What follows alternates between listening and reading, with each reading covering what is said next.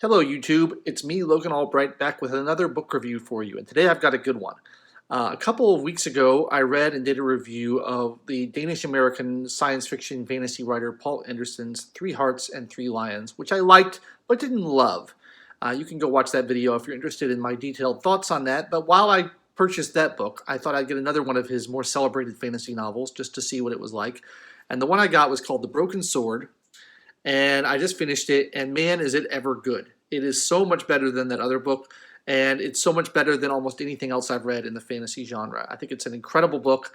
It's one I will probably read again before too long. It's just got everything I like in it. It hits all my buttons. Let me give you a little background on it. It came out in 1954, which is the same year as The Fellowship of the Ring, and it was kind of competing for fantasy attention in that year. It's very different from Fellowship in the Ring, and I'm, to my death, a Tolkien diehard fan, so I'm always going to support Tolkien over any other writer.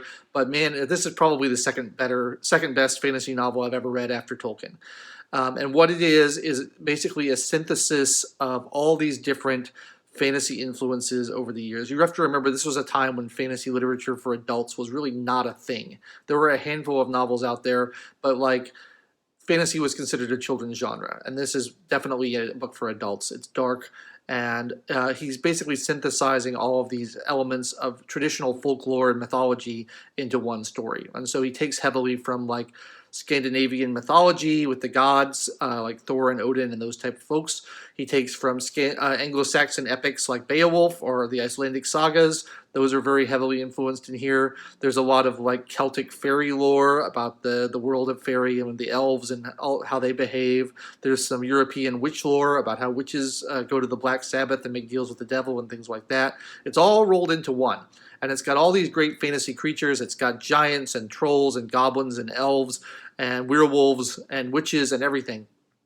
And it's just an amazing blending of all those things, and it's told in a very authentic feeling way that feels just like those stories, but it's kind of dressed up in a little bit more entertaining modern telling so that it isn't dry.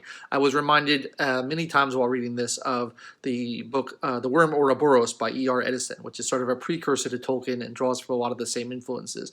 But that book is fairly stuffy in its telling, and this book is an adventure story, and it's not at all stuffy, and it's thrilling from start to finish. The basic story is that there is an elf king named Imric, who's lord of the elves of Britain, and he takes a child from a human warrior named Orm, and he exchanges it with a changeling, which is a half elf, half troll. It appears exactly like the original human child, but it's basically not lacking a soul, and animals don't want to go anywhere near it, and it's just kind of naturally not very friendly and kind of cold-hearted and distant from his human family. And he exchanges those, and he raises the human baby as his own and teaches him the ways of fairy and the ways of the elves, while the changeling is left to grow on his own. And there's eventually conflict between these two, and they both get involved in this giant war between the elves and the trolls that's going on. And there's a lot of things about prophecy and about doom, about the destiny of these characters and the dark fate which awakes them. There's the gods get involved, the gods intervene. There's a lot of revenge. There's a witch who lives in the forest whose family was killed by Orm, the human warrior. And so she is trying to put a curse on the family so that all their offspring are killed. And there's a magical sword which is given as a naming gift by the gods to the young changeling whose name is Skaflock. And it all kind of ties together in this grand epic that has a lot of these elements from these classic sagas that make them so compelling. These things about fate and destiny and the will of the gods versus free will, and the costs of getting supernatural help and how that always kind of comes back to bite you. And there's a lot of very dark and adult themes in here. There's certainly themes of love and loss, and a lot of things that just, wouldn't really be suitable for a child to read about, but are just great, very compelling and very emotional themes for adults. and it's written in beautiful prose. It's got all these great kind of, these fantasy words that I love. These great verbiage that kind of evokes this really magical world. This is a world that this book takes place in.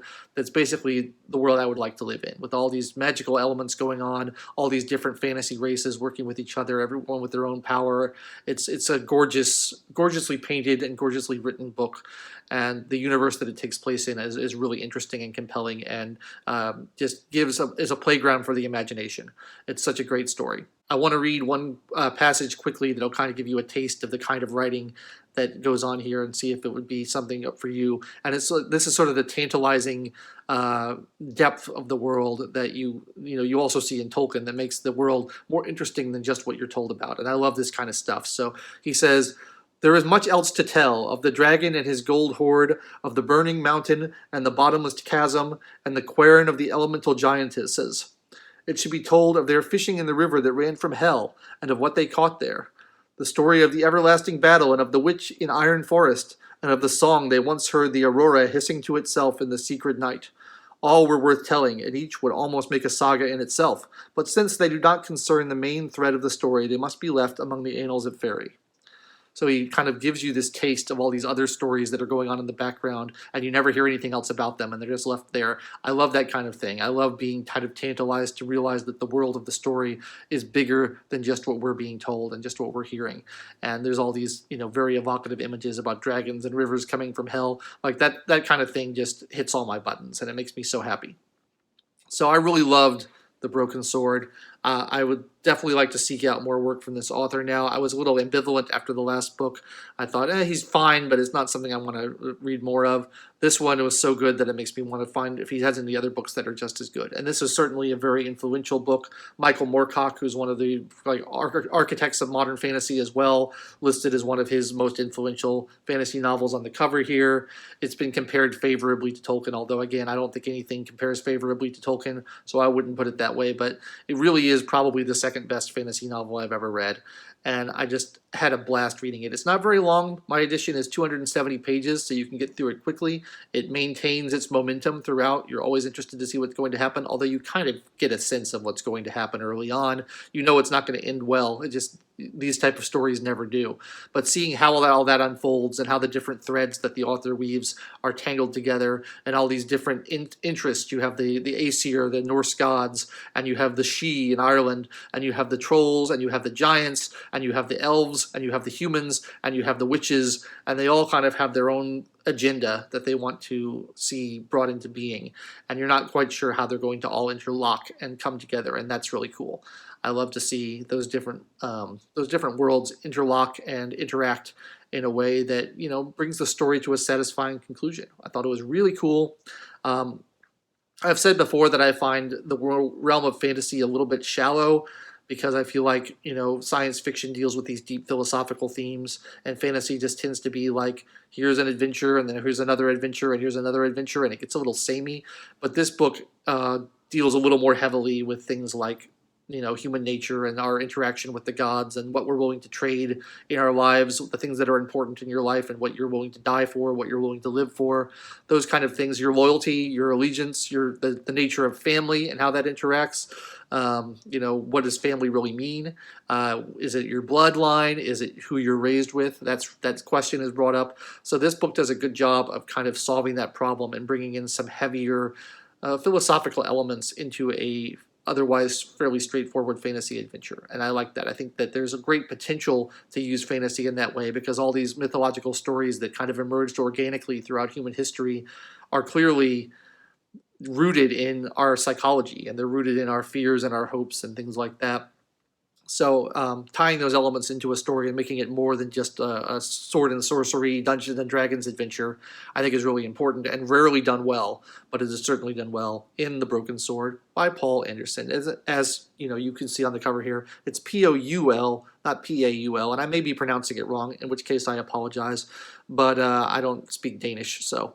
But I'm calling him Poul Anderson. He's written many other books, most of which are sci-fi, a few other fantasy ones, and I'll be revisiting him in the future. So if you have any recommendations for me, please leave those down in the comments and let me know which books I should read next, which ones are your favorites. I'm certainly not averse to adventuring into his sci-fi realms as well, because I'm reading a lot of sci-fi these days and I really like it. So yeah, please leave me a comment letting me know if you like Poul Anderson, what other books I should read from him. Make sure to like the video and subscribe to the channel, and I'll try to be back next week with another book for you if I read it quickly enough, if I get there done in time. I always try to do out one video a week so that I can continue to give content for you, my lovely audience. And I appreciate it so much that you watch, and I appreciate it so much that you subscribe. It's just lovely to have you here. So thanks a lot. I've been your host, Logan Albright, and I'll catch you next time.